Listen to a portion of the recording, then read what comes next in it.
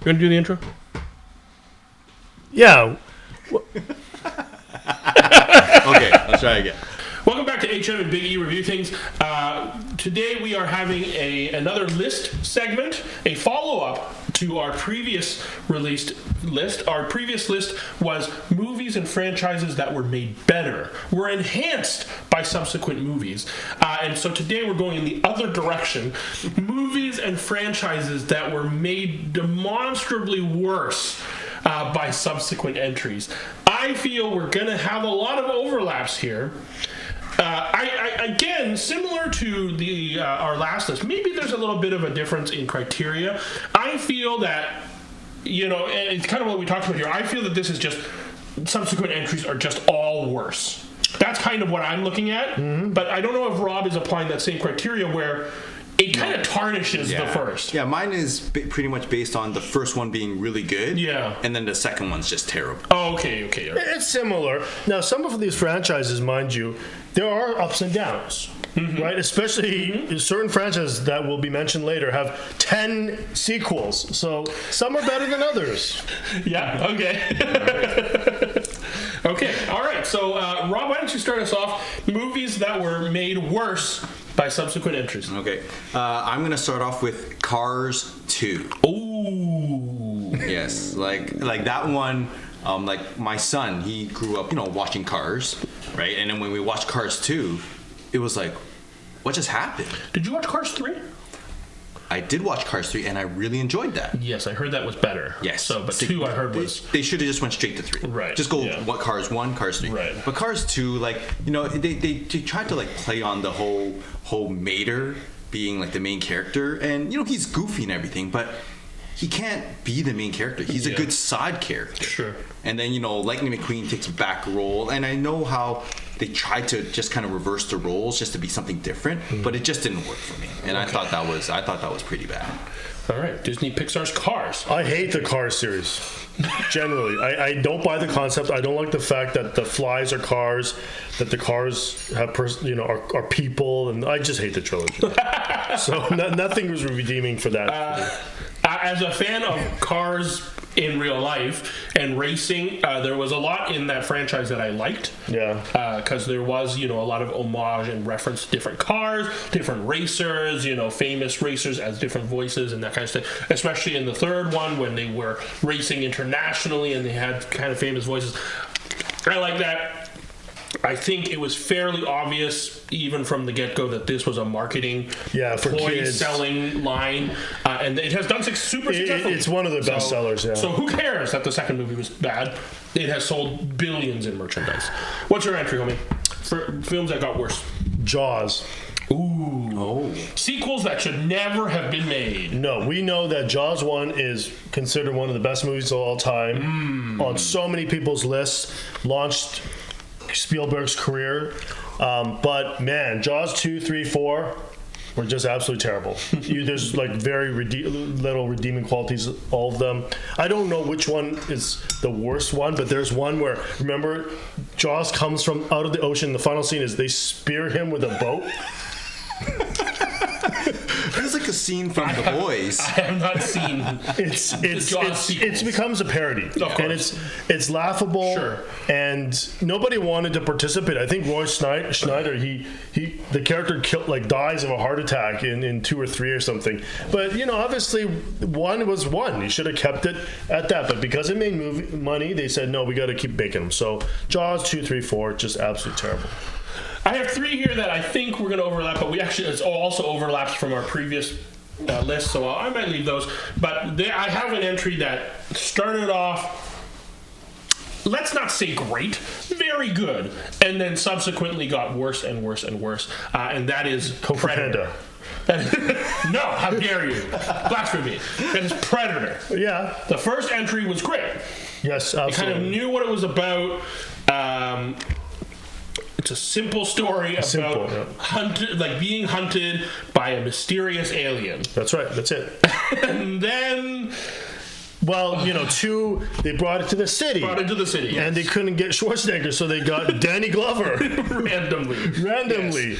And he tried his best, and he kills a predator. And then, I'm including the AVPs in here. Okay. Predators. The Predator just Yeah. got subsequently worse and worse. Until recently, Prey, which was just kind of, again, returning back to a simple story. Not better than the original.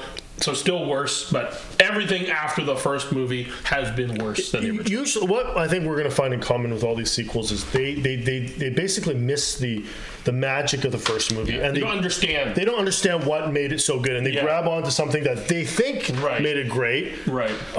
And then it's just terrible, right? Right. Rob, what do you have? One that I have that I'm pretty sure is on both your lists is Matrix Reloaded. Yeah, that's on my list. Right. Yeah. Like, I think the first Matrix, I think it was groundbreaking. Yeah, Definitely. Right, the way they filmed it. And then when Reloaded came, it was kind of like, what did we just watch? Right. So and Resurrection. then Revolution. And then Resurrection. And then Resurrections. And then it was just downhill from there. So. Agreed. Matrix is so good in almost every way. It was really hard to top it. That's kind of the problem.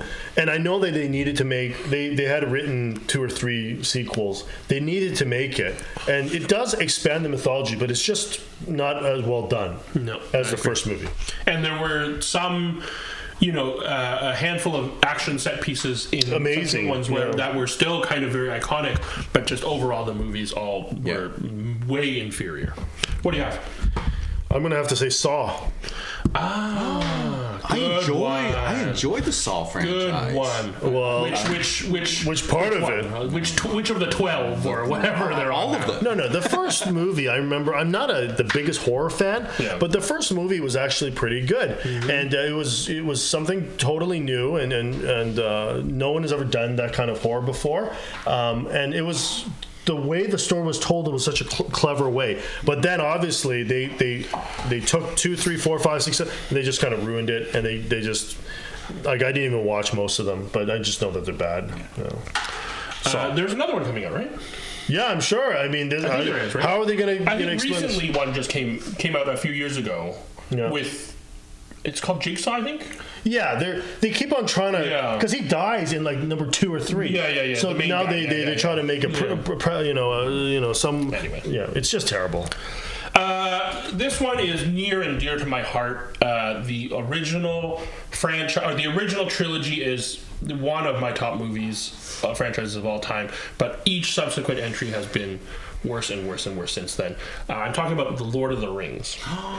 Peter Jackson's Lord of the Rings trilogy was perfect. The third movie ending was a bit long, but overall really, really good. I don't think a movie like that could be made today in terms of the amount of practical stuff that they built, everything shot on location, just all the circumstances came around it. People who loved and respected the source material so much. It was perfect. And then The Hobbit came out. And then The Hobbit was stretched to 3 movies. 3 movies, yeah. And then Rings of Power is now out, and just each subsequent. And actually, now there are whispers that maybe it needs a remake, and they're doing it something else. They're doing a third, like another Rings of Power or something. Another series again because Amazon bought all the rights. Rings of Power has 5 seasons, does it not? Oh Lord! Again, it's nothing has been able to capture that, and Ian McKellen, who was obviously Gandalf in the trilogy, and then when he was in The Hobbit, there's a famous behind the scenes shot of him he was just crying in the middle of a shot because when he was filming in Lord of the Rings, it was all practical sets and stuff, and it's all green screens, and he was just like, I can't do this. I really can't do this. Yeah, it's good. Yeah. And so each subsequent entry has honestly tarnished a little bit, kind of this whole brand of Lord of the Rings. But the original trilogy stands as one of my favorite franchises of all time. Mm-hmm. Yep. Rob, what do you have? So my final one. Yep. And this is a franchise, not really a franchise, but Independence Day Resurgence. Oh. I really enjoyed ID4. I watched it. I think it was the first movie I watched 3 times in the theater. Wow, you really like ID4. Hey, Will Smith, Jeff Goldblum, their movie together. Brent Spiner. Brent Spiner with long hair. Yeah, their chemistry was gold, right? When they finally got together. So, I mean, my expectations were pretty low, right, for Resurgence. And after watching Resurgence, it just... I literally don't remember Resurgence. I didn't watch it. I don't remember it as a movie, that it existed. Oh, okay, even worse. Well, I think I watched it, but needless to say it, yeah. down. Right. So Moonfall was better. Ooh. Actually, you know what? Maybe. I mean, this is ID4 itself is not amazing. So this one, not amazing. Yeah. ID4 is one of those like iconic films that we grew up with, but no one is putting it on AFI's top 100 list. It's sort of a guilty pleasure. Maybe it is. I don't know. Yeah. Right. Yeah, it's like your Day After Tomorrow 2012, like your typical Roland Emmerich. Roland Emmerich. Roland Emmerich's movies. It was But right? Was it Emmerich? I don't know. I don't know. I think so. Yeah. Anyway, what do you have? I mean, how many more are we doing? I have one more that I want to bring up that I'm surprised no one has brought up yet. All right, I think you're going to say that one, so I will probably have to say Indiana Jones. No, that's the one I was going to say. That's the one. Okay, I'll say. Which other one? Yeah. Fast and Furious. I mean, this is the quintessential. Was it ever? Well, the first Fast and Furious was based on a racing magazine about racers, and it was just about a simple story about racing and crime. And then 2, 3, and the what happened. And then 5 kind of knocked it into... 2 was terrible. 2 was Tokyo Drift. No. 2 was Too Fast, Too Furious. Oh, yeah. With Tyrese. And 3 was Tokyo Drift. Yes. And then 4 is actually one of your favorites, I believe. Yeah, I remember. Yeah. Fast and Furious. Fast and Furious. It got Dominic Toretto back. Yes. And it kind of was a simple story. It was still good racing, and Gal Gadot Simple story of Letty dying but not dying. Okay, man, that was coming back from the dead. And then 5 was a bank heist. One of the bank heist, right? Introduction of the Then Rock. 6 became the what we know as the outer space Fast and Furious. So it just gets bigger and bigger and crazier and crazier. Now, from a financial point, they're amazing, right? $1 billion each movie. So that's why they're doing 10 and 11. Good for Vin Diesel. Good for Vin Diesel. He's the big winner here. And he's using the money to make more black. Pitch Black. That's his hobby project. Yeah. I think he's doing the first movie. Pitch Black is actually really good. Yeah, I heard that. But Fast and Furious, we all know that it's just, I don't know. It has its ups and downs, some fun stuff, and it's never critically acclaimed. But from that core concept, I know they've expanded to what it is today. It's just not great. And then, so my final entry is Indiana Jones. Okay. The first movie, again, this is the kind of stuff that is on AFI Top 100s. Yeah. This is the stuff that people will say, if you can only watch 100 movies, this is one of the ones you should watch. Indiana Jones, Raiders of the Lost Ark is incredible, iconic in every way. The performance is perfect. The story is great. The music is fantastic. Some of the behind the scenes stuff that you hear and read about is great. Then the second movie happened. Some people like and defend it's a hit and miss for some people. Yeah, that's a very polarizing one. But then the third one came back super strong. And kind of to your point about understanding what makes a movie special, the third one recaptures the magic of the first one. Yeah. The second one, I get it. They were trying something different, and okay, sure. The second one was actually a prequel. Yes, it was a prequel, yes. The third one enhances all the elements that made the first one great. And so it showed up. It would have been on the last list as well, in terms of it did exactly. But then, gentlemen, we got Kingdom of the Crystal Skull, and this latest one, what is this called? Dial of Destiny. The Dial of Destiny. The man is 80 years old, and he's going to be fighting, I guess. The Dial of Destiny should have been the Rocky Balboa, which is I'm passing it on to the younger character, which they tried to hint, I guess, but then Shia LaBeouf got to jail or something. I don't know what happened. So he's like, no, I'm going to do one more. 15 years later, so he's not 65, he's 80. Yeah, I the last entry, Kingdom of Crystal Skull, was so bad. It's so bad. So bad. Yeah. Completely misunderstanding what the franchise is what makes it special.